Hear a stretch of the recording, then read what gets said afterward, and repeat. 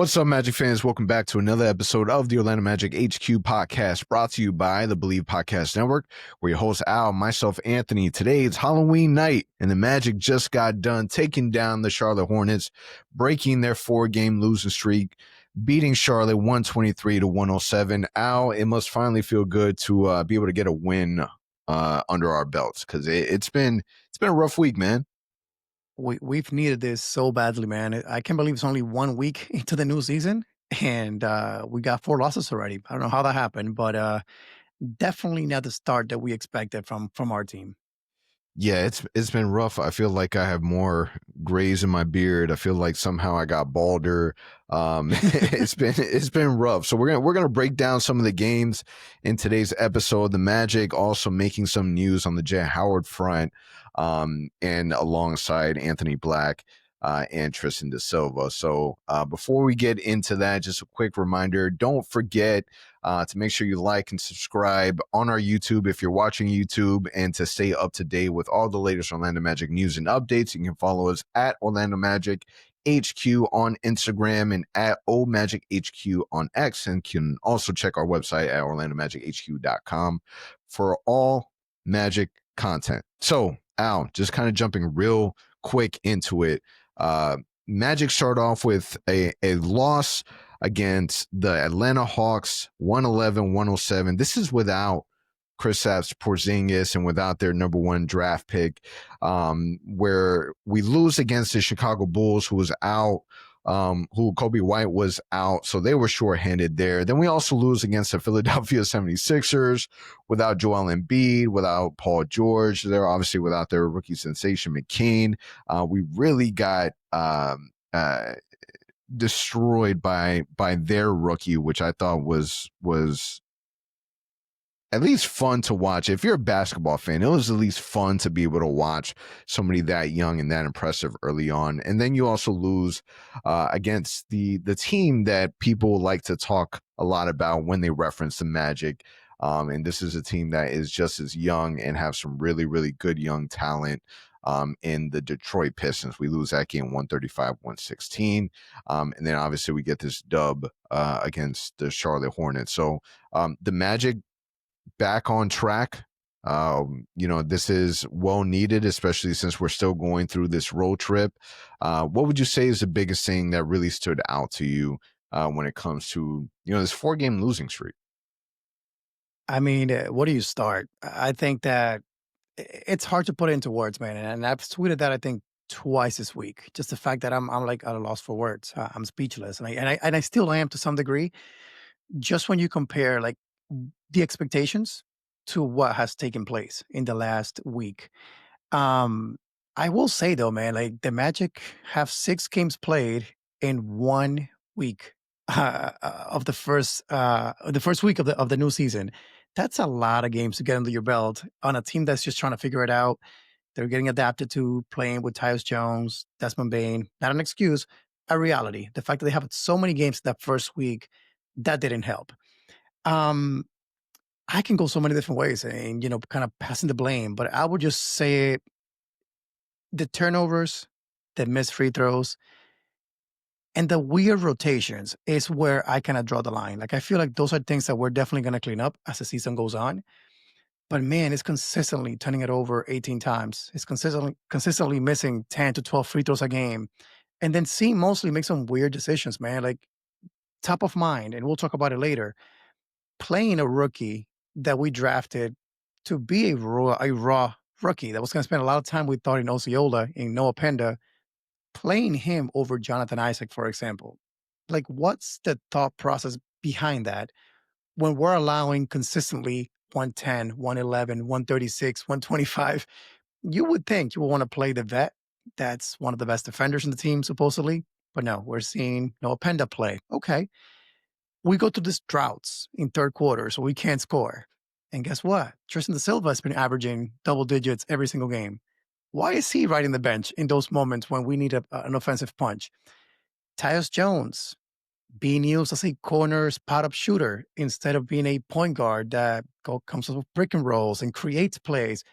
So I don't want to put all the blame on Coach mostly. because he's not the one missing free throws and turning it over out there time and time again. But a lot of the blame does have to go to him. So it's been a funky week. I hope it truly is just a funk that they're in right now, just like they went through it in January of last year. But they got to figure it out, man, because it's been a rough week. It truly has been difficult to watch this team kind of just collapse, not be able to stop anybody, not make shots, not make free throws. Tonight, thankfully, we beat the Charlotte Hornets. It feels good. I'm glad we're recording tonight and not last night. Feels a little bit better. Agreed. But man, in your opinion, what have you seen? What's concerning you? And what are you liking so far? Let's also try to be positive a little bit here. So there's so many different elements, man, and you can point to a lot of different things that you can blame. Can you blame Coach Moses' rotations? Sure, you can blame the rotations. Can you blame on the new scheme of trying to play fast? Yeah, you can blame it on there. The one of the part that hurts the most, and what you fear the most, is the Magic losing their defensive identity, which is the thing that teams fear. Like, you think about the Orlando Magic, you think like, holy shit, we're gonna have to like go to sleep early and play this team because they play tough, right? I've heard Gilbert Arenas probably said this. He said this recently, where he says the Orlando Magic is probably a team where you don't want to see in the first round, because even if you play them in the first round and you beat them in the first round, you're still going to have to struggle your first matchup, because they're going to take you to 5, 6, 7 games. It's not going to be easy. They're going to play tough. They're going to play rough, and they're going to push you around and try to play bully ball. And I feel like we kind of lost that early on, and it might just be because we're focusing on trying to play at a faster pace, which is a decision that they made and it's a direction that they're going, but they need to be able to find the right type of balance. Or maybe they are pushing the ball, or created the strategy of pushing the ball too fast, too early, where they maybe should have kind of eased their way in so that they're still carrying a top 3 defense in the NBA. Obviously, there's personnel change. You're seeing more from other players, and it's going to take time to adjust. So luckily, if there's a silver lining, it's that it's happening now. Like, I'd rather the struggles happen early on than midway through the season, towards the end of the season, when it's really go time. So I'm still holding out faith, because it could turn around. I think that the players just need to kind of get used to it. If there's something that I'm really excited about, it's probably been Tristan de Silva's play. Like, he's somebody that has really, really surprised me. Right now, carrying the torch of most improved player for the Magic, just being consistent. Anthony Black obviously having a really, really strong game against the Hornets, so it was fun to be able to see him kind of step up, and hopefully we get some consistency there from a production standpoint. But man, Tristan de Silva has been fun to watch, and I love to be able to see the growth, and the fact that this is sophomore season for him, and he's just calm, cool, and collective. It's refreshing to be able to see, and it's something that you can have somebody that's coming off the bench that you can really rely on. Yeah, man. And we talked about it all off season long. Like, hey, I think we needed to add one more offensive minded player to come off the bench. And it seems like right now that would be Tristan da Silva. He's having a great season so far through 6 games, averaging 12 points, shooting 47% from the field, 38% from 3-point range, and just consistently coming off the bench, man, and being productive. So that's been definitely a great thing to see. And I'm also going to highlight another positive so far, Franz Wagner, right? So we were so concerned about his 3-point shooting, and oh my God, can he get it together? Man, he is shooting at this moment 44% from 3-point range on 4 attempts. So he's shooting a decent number, making them. However, for some reason, Paulo Banchero is the one that now has gone on this like cold stretch that he cannot make threes. He's only shooting 21% from 3-point range. And our new guy, Desmond Bain, the one that we're like, hey, finally got a shooter. 25% so far for the season. So again, still very early. A lot to be concerned with on the defensive end, like we talked about. But definitely some good things that we're seeing as well. like you mentioned, AB, Tristan the Silva off the bench, those guys are going to be super important from us once we figure things out.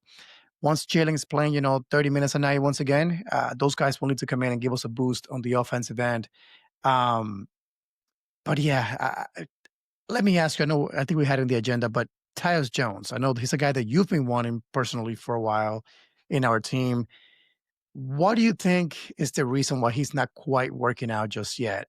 He's playing 15 minutes a game, averaging 2 points at this moment, 2.3 points, and only shooting 16% from 3 point range. What do you think is causing that? Is it the coaching staff not using him correctly, or is it him just adapting to a new team still? Yeah, listen, Tyus Jones is I would probably say that I'm one of the advocates that really wanted Tyus Jones in Orlando. A lot of it had to do with Jalen Suggs last year going down and us having to rely on Corey Joseph to be the primary point guard. When you take a look from a stat perspective, Tyus Jones has had a lot of years, a lot of seasons, collected seasons where he shoots the basketball extremely well. We're looking at 5-6 years straight of him shooting above 37%. So we know that he's a good shooter. And I think that there's enough data in there to not lose faith in his ability. Teams are obviously taking advantage of his size. So defensively, he's a liability, but it's what we expected. Like, nobody did not expect for him to be a liability on the defensive end. Just from his size. But I think shooting wise, we just gotta be patient. I think that the team just in general is struggling with the pace. And I think that once we get some level of comfort with it, then we'll start to see those shots knocked down. Or if the Magic decide to slow the pace down just a little bit, that'd be nice too. But I'm not hitting the panic button on Tyus Jones just yet. But let's not kid ourselves, man. He's been it's been rough for Rough. Tyus. Yeah, it's been trash basketball from Tyus. Yeah, and I think the most alarming thing for me is, again, I think the way that we're using him is not the right way. If you ask me, I think that putting him in a corner to just shoot a potential open three, that's great and all, but that's not his role. It's never been in the NBA. So it's been a point guard that creates, that runs pick and rolls, that runs those little floaters, and then that shoots threes in rhythm. And I feel like right now we're not doing that with him. We're kind of just put him in the corner. Tonight against the Hornets, he did play that role a little more, and it looked better. Um, but you said it best. He's been a guy that you've been able to use on winning teams. He's been able to shoot threes really well. He's been able to play make really well.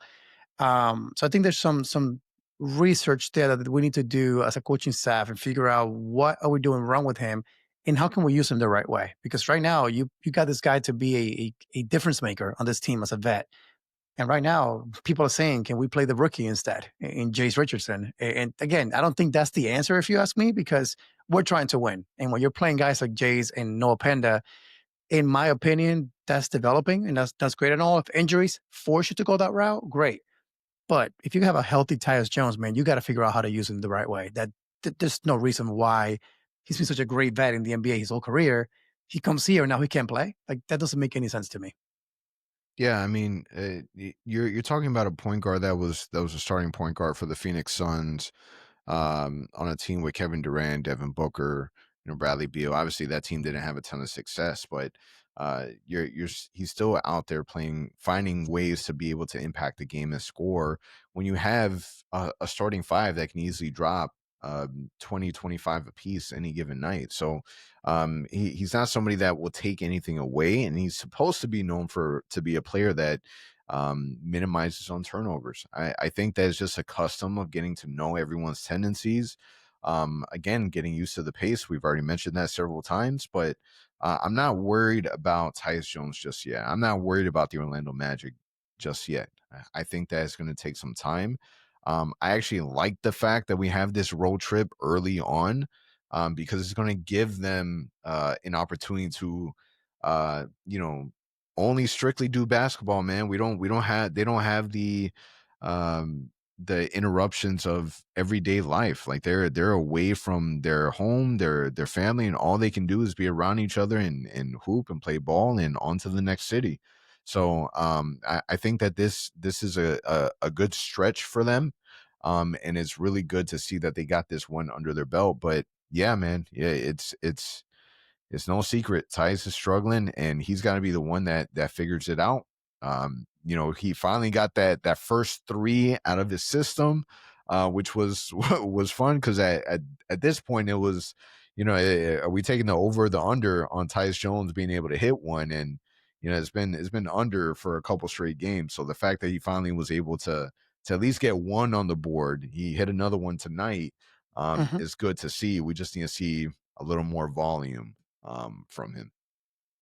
Yeah, yeah. So I don't think I'm concerned with him. I just hope mostly again uses him a little bit better with the bench unit. But outside of that, I think he'll be fine. We just gotta give him some time to get used to things. And man, perfect timing. I mean, we'll talk about it in a few minutes, but we have a pretty good looking schedule coming up. Like some easy opponents that you should be able to beat. But again, at this point, the way that we've been playing, no opponent is easy. So I don't want to assume anything at this point, but it definitely starts with winning tonight. Feels good. I think we put some bad things off of our shoulders, man, because it's been negative on X, it's been negative on Instagram, it's been negative on social media. We're getting punked on social media. People keep making fun of Paolo for getting blocked for the things he's saying at the free throw line, that he misses the free throws.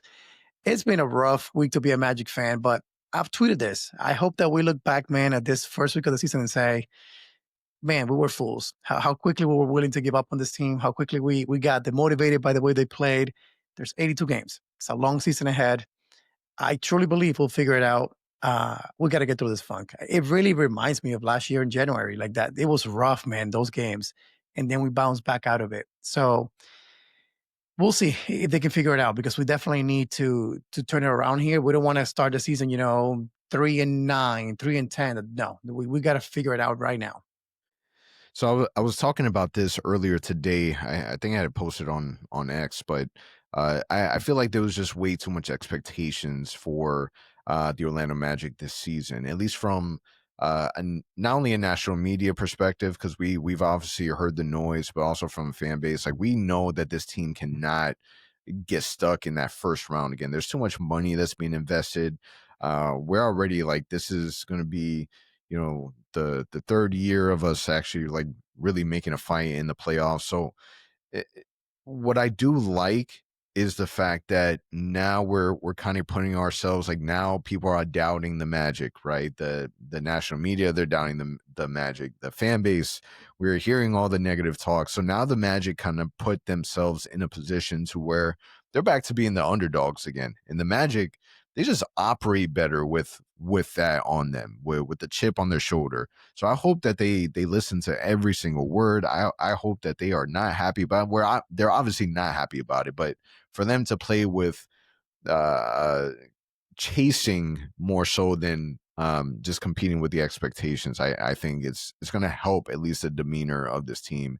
And we're seeing a little bit of it. Like a prime example would be a player like Jonathan Isaac, who today against the Hornets had a way better game, probably his best game of the season. Struggled offensively. I think it was 0 from 4 from the 3-point line. Only had 2 points in 15 minutes of play, but defensively he looked like prime Jonathan Isaac, and it's somebody that we need. It's part of our identity. On our Patreon Discord, I was a little vocal in regards to how I feel about Jonathan Isaac, but as of right now, from a playing standpoint, we need that consistently. If he can hit a corner three, for the love of God, that would be amazing, and that would be top tier elite level. It's exactly what we need. Unfortunately, not expecting it. Would love for it to go in at least once. At least once would be nice. But defensively, man, it was fun to see that part of Jonathan Isaac again. Uh, being the underdog, listening to the criticism, I hope that they do, and I hope that they take that and kind of roll with it because we just play better that way. Yeah, man. I'm glad that we saw mostly play JI. I really don't know what happened there. Like he was actually in the rotation a lot in preseason. We saw him even start one game, and then the season started, and we didn't see JI for some reason. Like he was getting 2 minutes here, 2 minutes there, and then not until tonight did we see him actually play 15 minutes. And to your point, 3 blocks, 3 rebounds, 1 steal. He was all over the place. That's what he does best. Yes, okay, if he hits a three or a couple of layups, that'll be amazing. That to me is a plus. His add to the team is not going to be offensively. That's not what his plus every night is going to be. It's going to be defensively. And I think when you consider that we had allowed 130 points or more in the last couple of games, you had to make a shakeup and you had to make something where you're playing one of your best defenders. So I'm glad that happened. I'm glad that he answered the bell and he did well tonight. Again, offensively, a lot to be desired, but on the defensive end, he put on a show. He did an amazing job there. So hopefully we'll see Ji some more, man, because I get it. Like offensively, he's hurting us, but you just cannot forget 100% of defense. Like that just can't happen. And when you got guys like AB, Jalen Suggs, and Ji, you got to play those guys. They have to be on the court. They have to be stopping the opponents. Otherwise, it's going to be a long night. The same way that it was those back-to-back games that we allowed 130 or more. Yeah, and I think that everyone just needs to get settled in. Coach Most too. You talked about the rotations. The rotation's been all over the place. We don't know who the main person coming off the bench is going to be any given night. It really changes. It adjusts. It was Tristan de Silva. It felt like at one point. Penda was the first one off the bench today, which is crazy. Like it's all over the place. Penda getting more minutes over Jonathan Isaac. Is pretty crazy, and you see Tyus Jones struggling, but then we don't see Jay. So it's we want to be able to see consistency, and I think that the team, in general, the players they should expect or at least know when they're going in to play, when they're going to be incorporated. I think that would help along the way too. So what are your thoughts on the rotations that Coach Mose has been putting, and what would you like to see happen? Yeah, man, they don't make sense, unfortunately. Today was a little better, but let's be real. So some of the things that he decides to do at certain point in the game just don't make sense to me. You have again, you're struggling offensively, some way somehow during that run.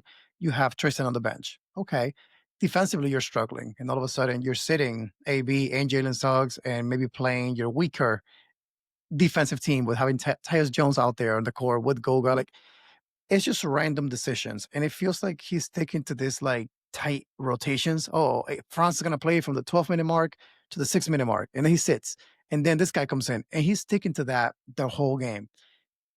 I would rather him be more like in the flow of the game. Hey, Franz, how's it going right now? Hey, Paulo, you come out first tonight because he's feeling it tonight. Or hey, the team won on a 10-0 run, the opponent. Let me bring in Ji, AB, and Suggs and kind of spark something defensively right now because we need to wake up. It just feels like he coaches to a rotation, man. Like it's right in before the game starts. This is the rotation. That's how it's going to be. And no matter the outcome of the game in that moment, he's going to stick to it. And that just, in my opinion, doesn't work.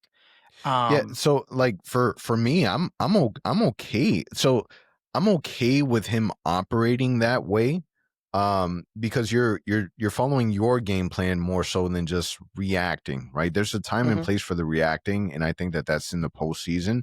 But in my opinion, it's okay for him to do that, but to your point, yeah, it should be in the flow of the game. So a part that kind of bothered me today was that Jonathan Isaac, obviously he was in the game already for 5-6 minutes, but he had just came back from getting 3 defensive stops, like Yep. back to back to back.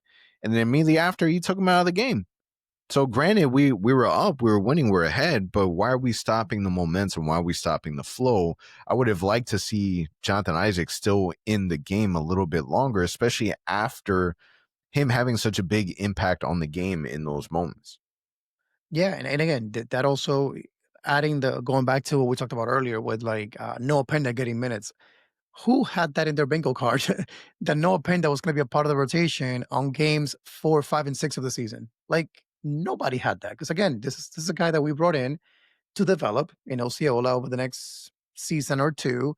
If Jai gets traded, we might see him get some minutes, but nobody had him ahead of Jai in the rotation. And again, some might say offensively, Jai cannot do anything. I get it, but we're trying to win, man. So you got to play your vets. You got to rely on those guys that are getting paid the most money, that are supposed to contribute the most. And they might struggle a couple of games, but stick to it. That's what builds again consistency and allows the rotation to figure it out. The same units playing together, they can figure it out.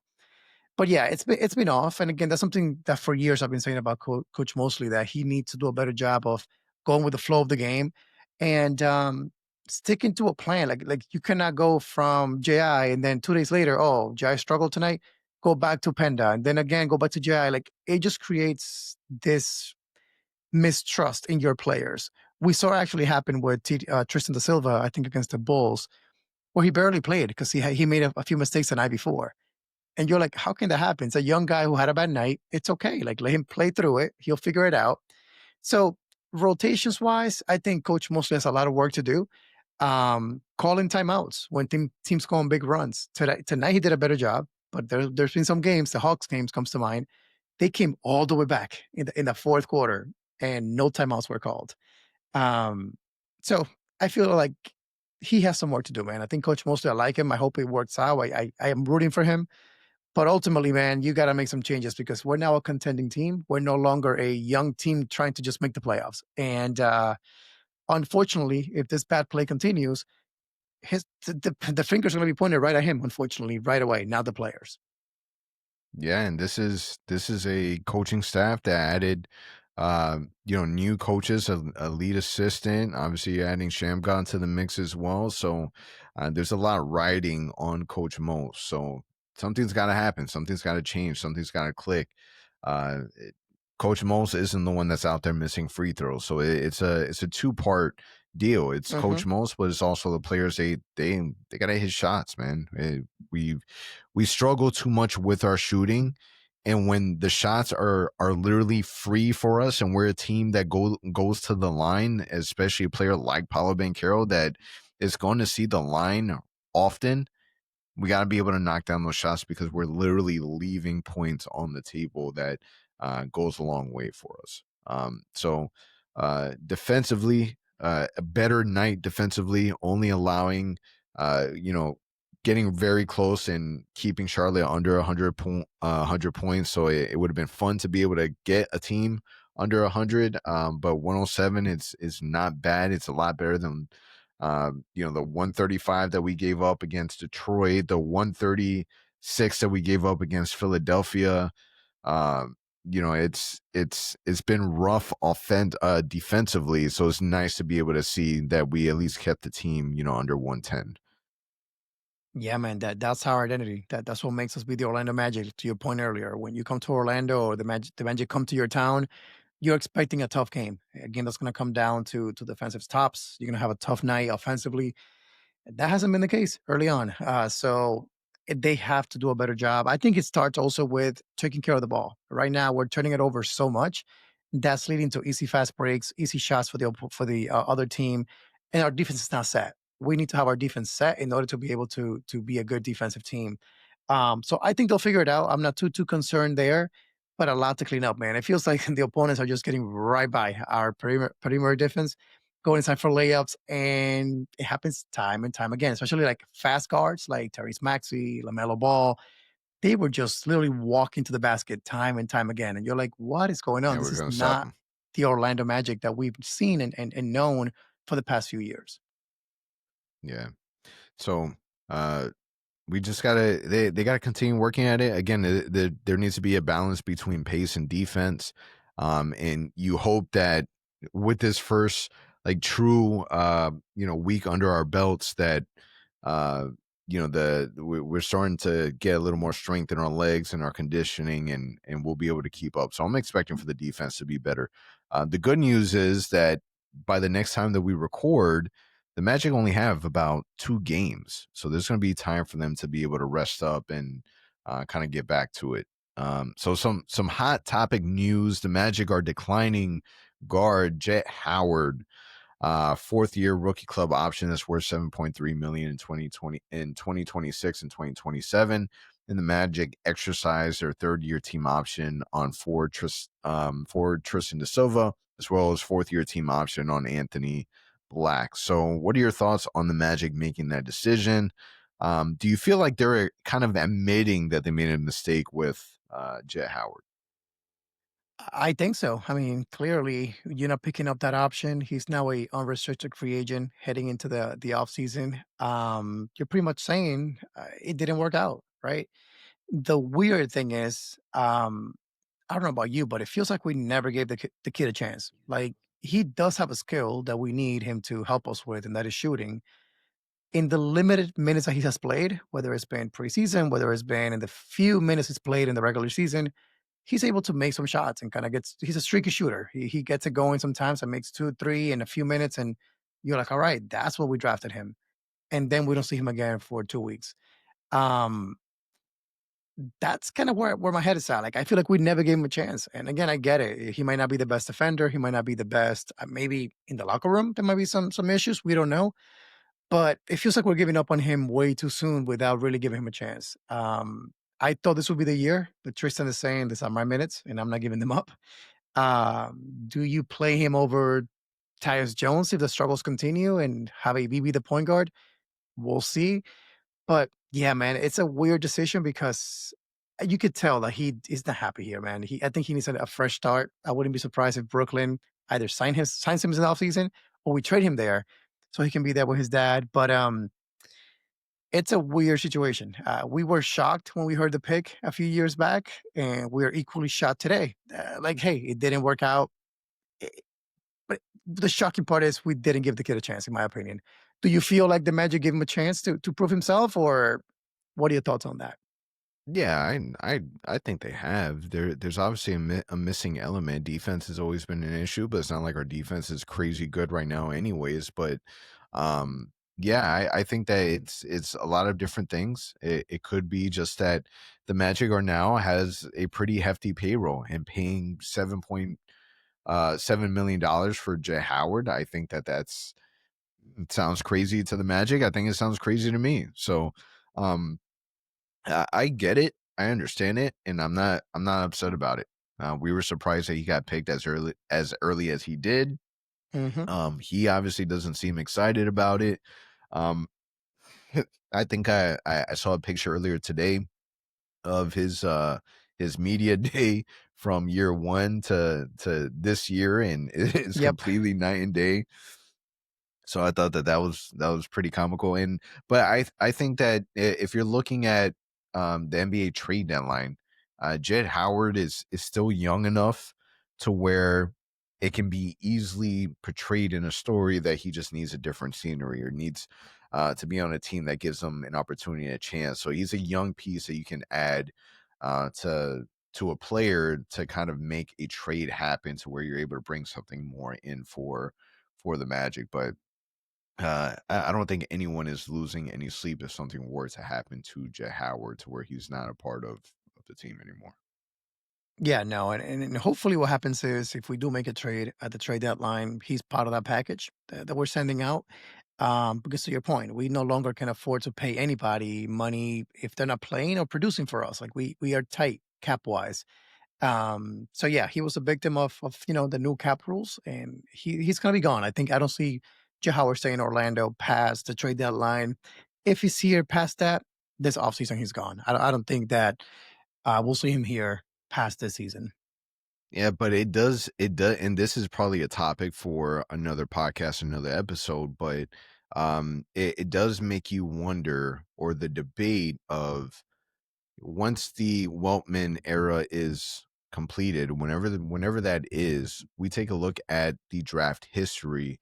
And this is Jett Howard being put into the same category as the Mo Bamba, the Chumo KK, that group of guys that it just Mhm. did not pan out for us. Didn't pan out for us, didn't pan out for them. Just weren't good draft picks that really didn't provide much value for us.